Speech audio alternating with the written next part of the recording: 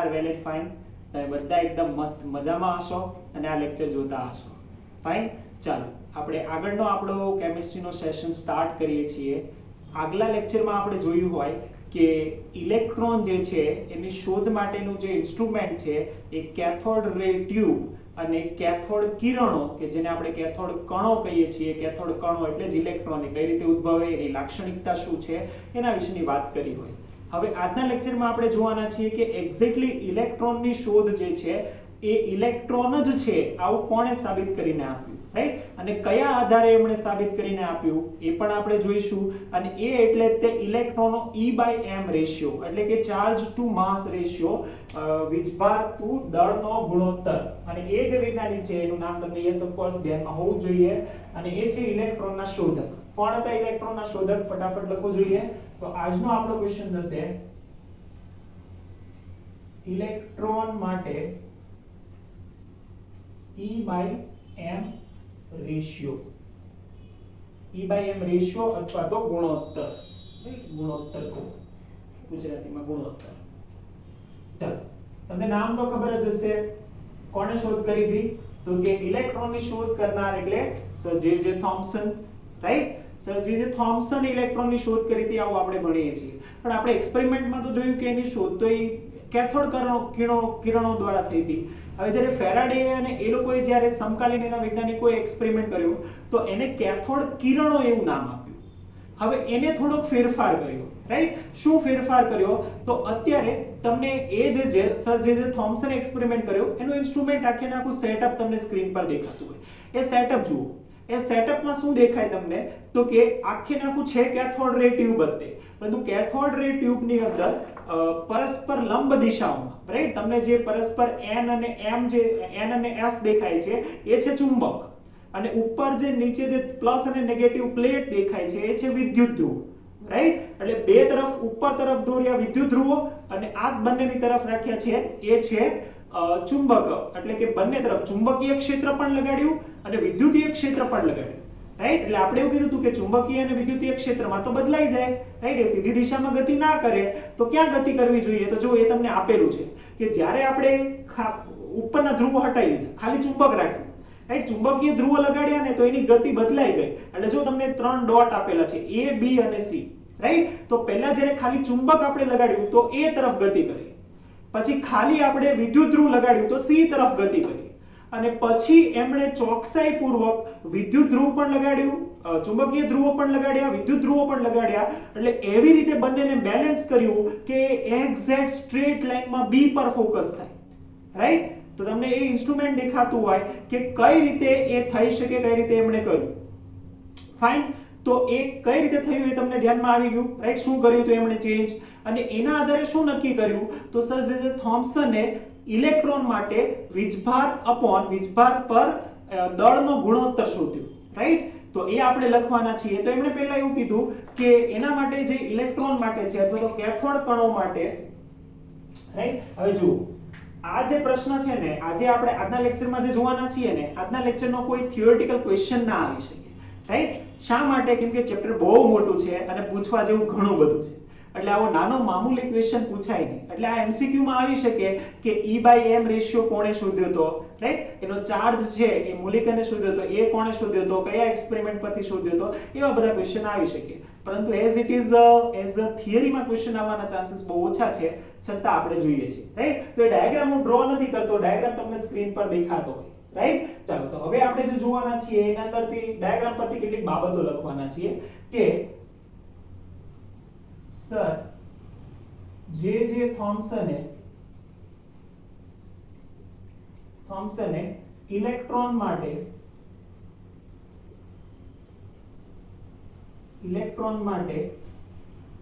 વીજભાર થી દળનો ગુણોત્તર શોધ્યો. વીજભારથી દળનો ગુણોત્તર શોધ્યો. કઈ રીતે શોધ્યો? તો એમણે કેથોડ રે ટ્યુબમાં, કેથોડ રે અથવા તો કેથોડ કિરણ, રે એટલે જ કિરણ ટ્યુબમાં ચુંબકીય ક્ષેત્ર અને વિદ્યુતીય ક્ષેત્ર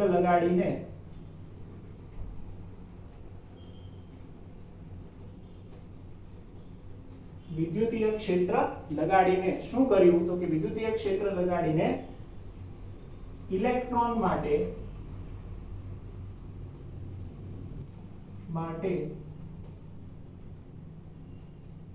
થતું વિચલન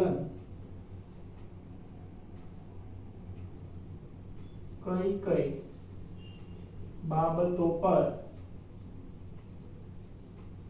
આધાર રાખે તે દર્શાવ્યું, રાઈટ। અને એના આધારે એમણે વીજભાર શોધ્યો। તો કઈ બાબતો? પહેલા તો જ્યારે આપણે ચુંબકીય અને વિદ્યુતીય ક્ષેત્ર લગાડીશું તો એ તો આપણે લાક્ષણિકતામાં જ કીધું કે કેથોડ કિરણ છે ને એ વિચલન તો દર્શાવશે જ। હવે એ વિચલન કોના આધારે દર્શાવે તો એની બાબતોનું લિસ્ટ કર્યું સર જે થોમ્સને। કઈ બાબતો પર આધાર રાખે તો પહેલું જ એમણે કીધું કે કણોના વીજભાર પર। આપણે કોના માટે જોઈએ તો કેથોડ કિરણો પર, તો આપણે કહીએ છીએ કેથોડ કણોના વીજભાર પર, કેથોડ કણોના વીજભાર પર પહેલી જ બાબત આધાર રાખે વીજભાર પર। શા માટે? કેમ કે અપાકર્ષણ જે થવાનું છે, વિચલન શા માટે થાય? કેમ કે એને પોતાનો ચાર્જ છે, રાઈટ। અને એની સામે આપણે બીજો કોઈ ચાર્જ લગાડીએ છીએ, એટલે કે પોઝિટિવ અથવા તો નેગેટિવ ચાર્જ લગાડીએ છીએ તો એના લીધે થાય છે। તો એ વીજભાર પર આધારિત હોવું જોઈએ, એટલે જેટલો વધારે વીજભાર એટલું વિચલન વધારે, રાઈટ। તો વધુ વીજભાર વધુ વિચલન, વધુ વિચલન, સેમ ઓછો વીજભાર ઓછું વિચલન, રાઈટ। જેમ જેમ વીજભાર ઓછો એટલું ઓછું વિચલન, એટલે વીજભાર પર આધાર રાખે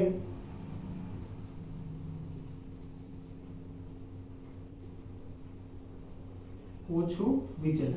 બીજું આધાર રાખશે કે હવે જુઓ વિચલન થાય છે એટલે એક્ઝેક્ટલી થવું શું તો કે એનો જે પાથ હતો એ જે દિશામાં ગતિ કરતા હતા એનાથી બીજી દિશામાં ગતિ કરે છે। હવે કેટલું ખસવું, આને એમ કહેવાય ને કે ખસે છે, રાઈટ। પહેલા પોતાના મૂળ પથ પરથી ખસી જાય છે, રાઈટ। એટલે ડિસ્ટ્રેક્ટ થાય છે। કેટલું ડિસ્ટ્રેક્ટ થશે? જેટલું વજન હશે, જેટલો હલકો કણ હશે એટલું વધારે ડિસ્ટ્રેક્ટ થશે। વજન પર પણ આધાર રાખે, એટલે કે કણોના વજન પર, રાઈટ। કણોના વજન અથવા તો દળ પર, વજન તો નહીં કહી શકીએ, દળ કહી શકીએ, કણોના દળ પર, રાઈટ। સેમ એમાં પણ જો એમાં ઉલટું થાય, જેટલો ભારે કણ હોય ને તો એ કઈ ખસે નહીં, રાઈટ। તમારી પાસે કોઈ પહેલવાન જેવો માણસ બેઠો હોય તો એ કઈ તમારથી ખસે નહીં, પરંતુ ટીપ મકોડી જેવો માણસ બેઠો હોય તો ફૂ કરે તો પણ એ ઉડી જાય, રાઈટ। એટલે એ દૂર થઈ જાય। તો એનો મતલબ કે જેટલો એનો ભાર વધારે, દળ વધારે તો એનું વિચલન ઓછું। તો આપણે કહી શકીએ વધુ દળ વધારે વિચલન ઓછું। અને સેમ જો ઓછું દળ હોય તો વિચલન વધારે થાય। આપણને ધ્યાનમાં આવે ઓછું દળ વધુ વિચલન। અને લાસ્ટ અને મોસ્ટ ઇમ્પોર્ટન્ટ કે આ બધું કરવા વાળું છે કોણ? વિચલન કોના લીધે થયું? એ તો સીધી જ રેખામાં જતું હતું। કોના લીધે વિચલન થાય છે? એ કરવા વાળું બધું આ છે, ચુંબકીય અને વિદ્યુતીય ક્ષેત્ર, રાઈટ। એ આવે છે ને એના લીધે આ બધું તે માથાકૂટ થાય છે, આ બધી ઘાણી આ બે કરે છે। તો એના ઉપર તો આધાર રાખશે જ, એટલે ચુંબકીય અને વિદ્યુતીય ક્ષેત્રની પ્રબળતા અથવા તો ચુંબકીય અને વિદ્યુતીય બળ, એ પણ કહી શકીએ ચુંબકીય અને વિદ્યુતીય બળ, કે જેટલું બળ વધારે વિચલન વધારે, બળ ઓછું વિચલન ઓછું, રાઈટ। તો ચુંબકીય વિદ્યુતીય માટે શું કહીએ તો કે એનો વીજભાર, રાઈટ। એનો વીજભાર જેટલો વધારે, વીજભાર અથવા તો આપણે જે પોટેન્શિયલ લગાડીએ છીએ, વોલ્ટેજ લગાડીએ છીએ એ, રાઈટ। તો વોલ્ટેજ અને ચુંબકીય માટે એની ક્ષેત્રની પ્રબળતા, રાઈટ। તો વોલ્ટેજ અથવા ચુંબકીય ક્ષેત્રની પ્રબળતા,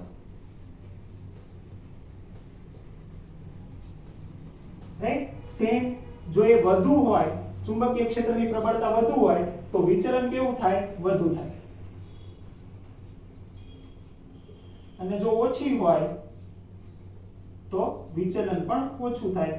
આ તો ધ્યાનમાં આવે, રાઈટ। ચલો આ મુખ્ય ત્રણ બાબતો એને તારવી, અને આ ત્રણ બાબતોને આધારે હવે શું કર્યું તો કે હવે આપણને ખબર પડી ગઈ, રાઈટ। હવે આપણે એ લખવાનું છે a b અને c પોઈન્ટ દેખાતા હતા ને એના વિશે, અને એને બેલેન્સ કર્યું એના વિશે, અને એના પરથી E/m રેશિયો જે શોધ્યો E/m રેશિયો લખી દેવાનો, રાઈટ। ચાલો તો આપણે એ લખવાના છીએ। તો આ ત્રણ બાબતોના આધારે વિચલન ધ્યાનમાં રહે, રાઈટ। ચાલો હવે વિચલન આપણને ધ્યાનમાં આવી ગયું છે તો કઈ રીતે થાય છે અને કઈ રીતે આપણે E by M શોધી શકીએ એ કહીએ છીએ। ચાલો કઈ આગળ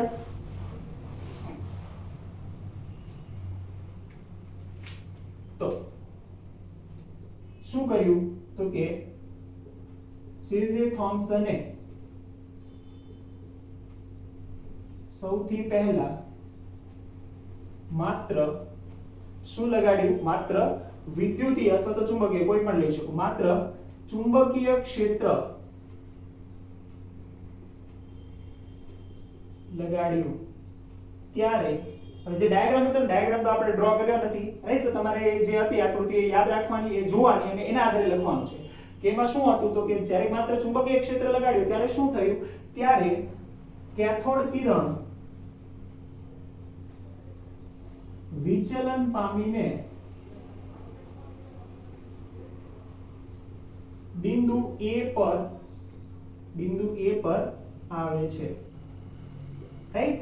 અને સેમ બીજું શું કહીશું, અને માત્ર વિદ્યુતીય ક્ષેત્ર લગાડતા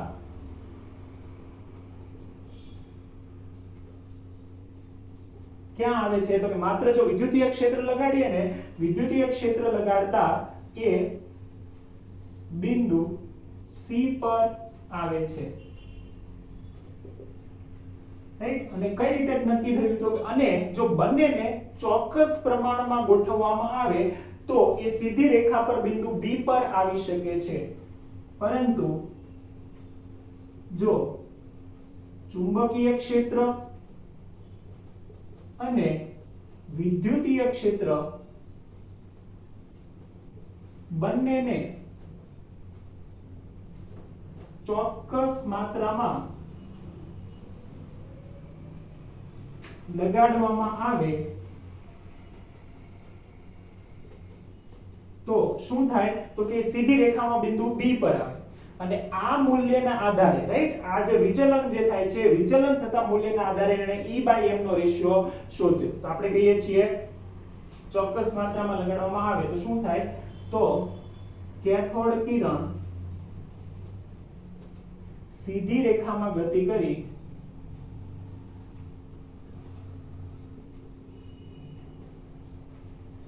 બિંદુ B પર આવે છે।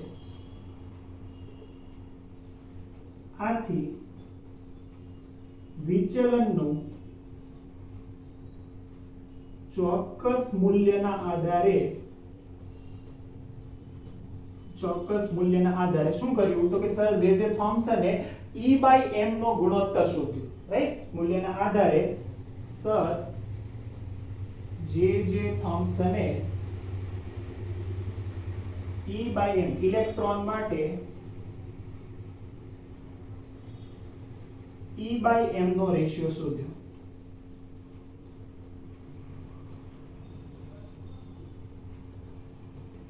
ઓકે ચાલો આ લખીશું અને E by M ની વેલ્યુ લખીશું।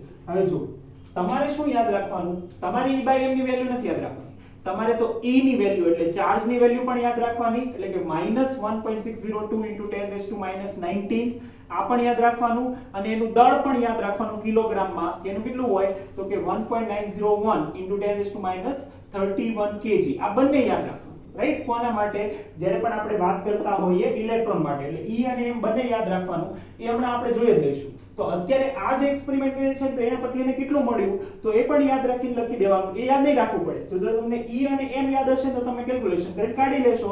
તો એના પરથી E અને M કેટલું મળ્યું તો કે એ મળ્યું આપણને, એટલે સર જે થોમ્સનને કે એ મળે 1. રાઈટ, આમ તો માઈનસ, કેમ કે ઇલેક્ટ્રોનનો જે ચાર્જ છે એ હોવો જોઈએ નેગેટિવ, એટલે આ આપણને મળવું જોઈએ નેગેટિવ। કેટલું મળશે તો કે જો એની એમને કન્સિડર કરીએ તો આપણને વેલ્યુ મળશે 1.758820 * 10⁻11 કુલોમ્બ પર કિલોગ્રામ ફાઇન। તો અહીંયા જે E જે છે એ શેમાં છે તો કે E એટલે કે વિદ્યુત ભાર એ કુલમ્બ એકમમાં છે અને એનું જે દળ છે એ કિલોગ્રામ એકમમાં છે। તો આ રીતે આપણને જે સર જે થોમ્સને જે છે એ આ કેથોડ રે ની અલગ પ્રકારની આવૃત્તિ પરથી આને શોધ્યું। સેમ હવે આપણે બીજી વાત કરીએ કે આ તો થયો E/m રેશિયો, પણ સેપરેટલી E અને સેપરેટલી m એટલે કે એક કણ છે એક પ્રકારનો, તો કણને પોતાનું દળ હોય, રાઈટ? તો દળ કેટલું છે અને એ કણ છે તો એનો વીજભાર કેટલો છે, તો એનો વીજભારની આવૃત્તિ, વીજભાર કોણે મેળવ્યો, તો એના માટે પણ અલગ એક્સપેરિમેન્ટ છે અને એ આપણે નેક્સ્ટ જોવાના છીએ.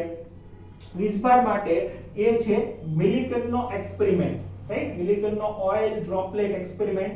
ચાલો, તો એ કહીએ છીએ તેલ બિંદુ પ્રયોગ, રાઈટ? મિલિકને તેલ બિંદુ પ્રયોગ કર્યો હતો અને એના આધારે એને વીજભાર મેળવ્યો.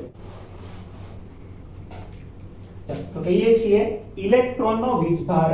તો ઇલેક્ટ્રોન માટે E/m રેશિયો શોધનાર કોણ, તો સર ઝેઝર થોમ્સન, રાઈટ? એ થિયરીમાં નહીં પૂછે, એ જ રીતે તમારે યાદ રાખવાનું છે. અને બીજું કહીએ છીએ, હા જો એ પૂછી શકે MCQ માં કે ઇલેક્ટ્રોનનું વિચલન છે એ ત્રણ બાબતો પર આધાર રાખે છે, એ ત્રણ બાબતો કઈ છે, MCQ માં આવી શકે, યાદ રાખીશું. ચાલો, ઇલેક્ટ્રોનનો વીજભાર. હવે એક્સપેરિમેન્ટ છે ને એ તમને અંદર આપેલો છે, ઇલેક્ટ્રોનનો વીજભાર, રાઈટ? તો મિલિકને R મિલિકન, RA મિલિકને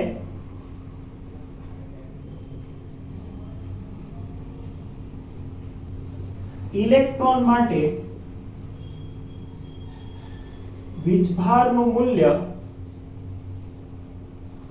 રાઈટ, તેલ બિંદુ એક્સપેરિમેન્ટ પરથી, એને જે છે ને એ ઓઇલ ડ્રોપલેટ પરથી જ કર્યું હતું. એનું જે ઇન્સ્ટ્રુમેન્ટ છે, મોલિક્યુલર ઇન્સ્ટ્રુમેન્ટ, એ પણ તમને આપેલું હોય, અંદર તમે ટેક્સ્ટબુકમાં ચેક કરશો તો એ કઈ રીતનું હોય, તો એમાં જે તેલનું ડ્રોપલેટ છે એને એડ કરવામાં આવે અને એને રોટેટ કરવામાં આવે, બહુ ફોર્સફુલી ફેરવવામાં આવે. એટલે શું થાય કે ઓઇલ ડ્રોપલેટ છે બહુ બધા નાના નાના પાર્ટિકલમાં ફેરવાઈ જાય અને પછી એને આયોનાઇઝ કરવામાં આવે અને એમાંથી એટલા બધા પાર્ટિકલમાં ફેરવવામાં આવે કે સૌથી નાનામાં નાનો જે પાર્ટિકલ જે છે ને એ નીચેની તરફ પોઝિટિવ ધ્રુવ તરફ એટ્રેક્ટ થાય, રાઈટ? તો એવી રીતનું એ સેટઅપ હતું અને એના આધારે જે એમણે વીજભાર મેળવ્યો, રાઈટ, નાનામાં નાનો પાર્ટિકલ એ જ આવશે ઇલેક્ટ્રોન. તો નાનામાં નાનો પાર્ટિકલ એ ઇલેક્ટ્રોન અને એનો વીજભારનું મૂલ્ય કેટલું મળ્યું, તો કે વીજભારનું મૂલ્ય કોના પરથી, તો કે તેલ બિંદુ પ્રયોગ પરથી, એટલે વીજભારનું મૂલ્ય પરથી મેળવ્યું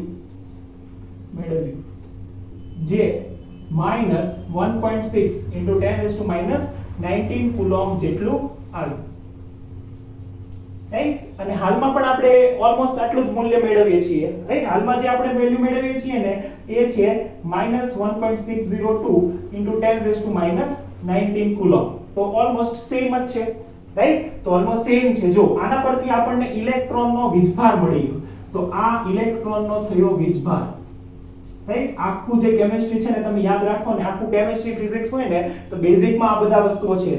એટલે ઇલેક્ટ્રોનનો વીજભાર, પ્રોટોનનો વીજભાર, એનું દળ, આ બધું ખાસ યાદ રાખવાનું, રાઈટ? ખૂબ જ અગત્યનું છે, યાદ રાખીશું. સેમ વીજભાર ખબર પડી ગઈ, E/m હમણાં રેશિયો ખબર પડી ગઈ હતી જે થોમ્સન ને. તો હવે માસ મળી જાય. કઈ રીતે, તો કે માસ કઈ રીતે મળશે, તો કે E/m રેશિયો આપણને ખબર છે, આપણને વીજભાર ખબર છે, તો મળી જાય. તો કે વીજભારના છેદમાં E/m રેશિયો કરીએ, વીજભારના છેદમાં E/m રેશિયો, તો આપણને આ મળી જાય, રાઈટ? તો કહીએ છીએ ઇલેક્ટ્રોનનું દળ કઈ રીતે મળે, તો ઇલેક્ટ્રોનનો વીજભાર છેદમાં E/m ગુણોત્તર. જો આ બંને કરીએ તો આપણને વીજભાર મળે ને એ કેટલો મળે, તો એ મળશે આપણને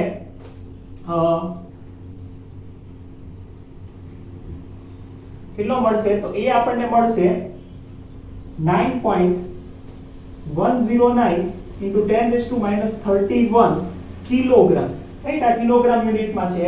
કેમ કે E/m રેશિયો કિલોગ્રામ યુનિટમાં હોય, તો તમે મૂકશો તો તમને ધ્યાનમાં આવી જશે.